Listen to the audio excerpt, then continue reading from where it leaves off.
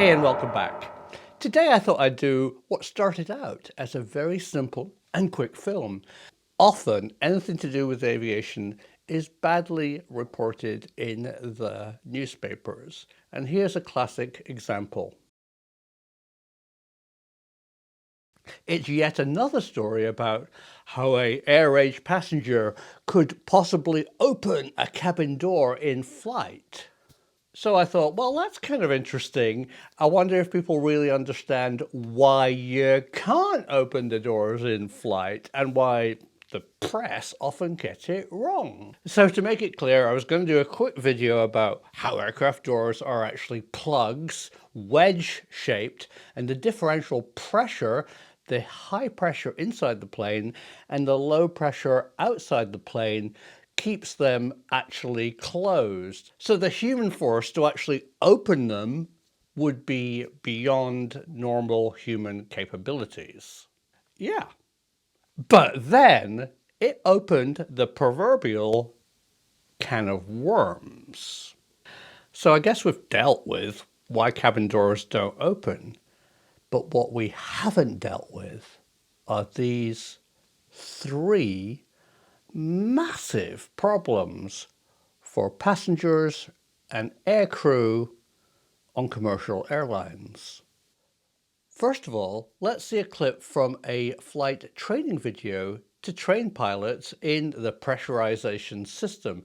It's quite revealing. The amount of breathable oxygen at sea level is approximately 21% of the total air. As altitude increases, air pressure reduces.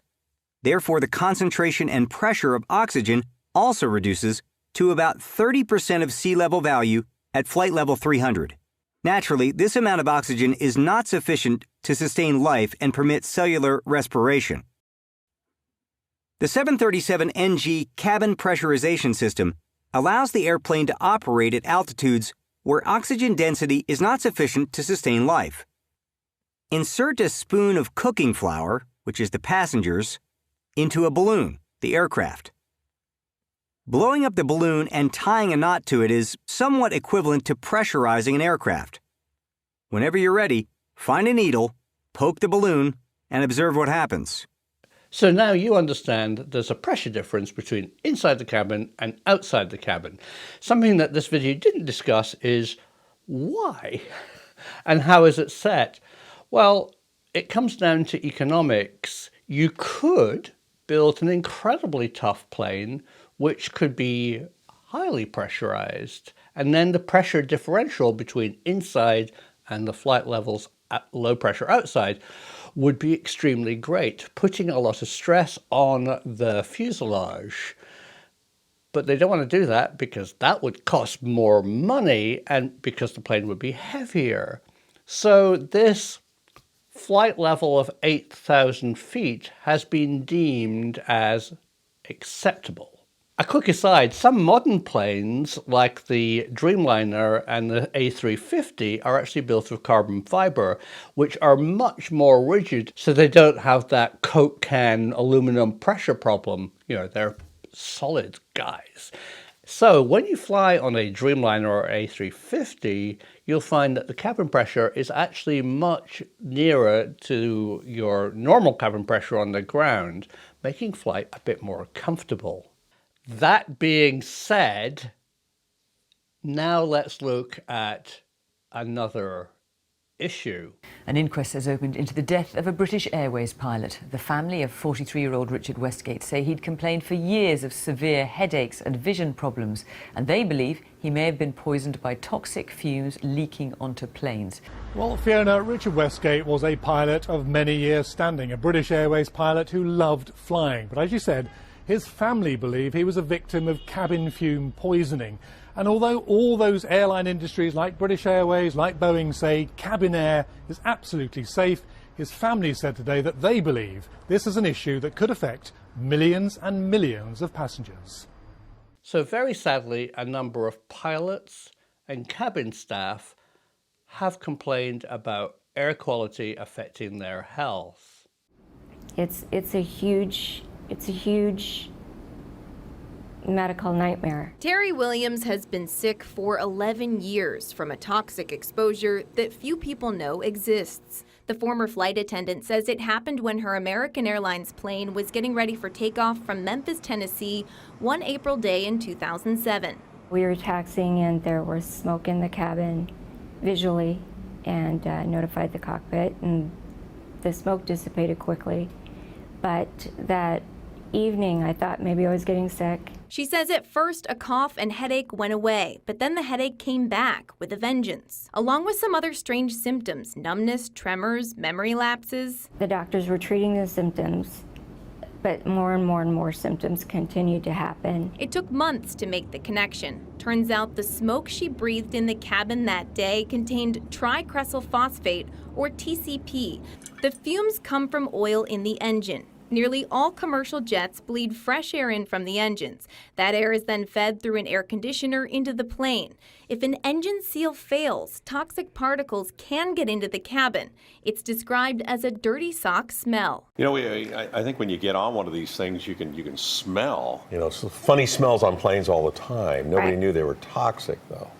Right. I mean, it's just one of those things that not a lot of people know exists, and they're happening quite frequently. Actually, the most recent study on cabin air contamination found that it happens roughly 16 times a day in the United States, but it's underreported by the FAA, and that's because reporting is only required if the airline determines the fume event is linked to a, quote, aircraft component. And very often, of course, the airlines will say themselves that it's not. And we got to get going or we're going to be late, blah, Right. blah, blah. you know. Exactly. The second thing that needs clarifying, and you've all witnessed, is why does everybody fall asleep during the cruise part of the flight? Well, this is caused by mild hypoxia. Hypoxia is the lack of oxygen to the human brain, which just causes us to slow down, slur our words, lose some cognitive ability, and fall asleep. So it turns out that the O2, the oxygen level of the cabin, isn't measured. They measure the pressurization difference, the altitude, and the rate of change, but the actual concentration of oxygen isn't measured. So in my humble opinion, and I have witnessed this happening, where planes have landed where some frailer people have passed out, just fainted when they reach the ground. I mean, it's quite a common occurrence. Common, I think I really have to define that. And if you know, if you're a paramedic that works at a big airport, let me know how many times you have to go to an aircraft and take, say, an elderly or a frail passenger off the plane who's fainted, especially after a long haul flight. Not only are we at low pressure, we're also not changing the air enough, so the O2 content is being used up by the sheer number of people breathing it. And to maintain the pressure, you don't want to let the air out and put new air in. That'll cost money. So how often is the air changed in the cockpit? And now issue 3, if I can hold my fingers up properly. According to the International Air Transport Association, incidents of air rage are up dramatically. More than 8,000 incidents worldwide this past year, including physical assaults, drunkenness, and just rude behavior. I'm pointing. You told me to point. Don't be a hot ass. There's a bomb on the plane! YouTube is full of examples. There's a bomb! I've never witnessed an air rage incident on a plane that I've flown on, but it is an industry problem and it seems to affect people badly. What I'm going to say now, I think changes the airline industry and it changes how you should think about flying. As a private pilot, we study avionics, we study electronics, we study weather, navigation, airspace, but we also study aeromedical effects, things that affect you while flying. Altitude, hypoxia, drugs on the human body. And it's well known to pilots, and it's even published, that alcohol and hypoxia cause a lethal mix. We all know the classic kind of drunken person. They become either jolly and jovial or they can become aggressive.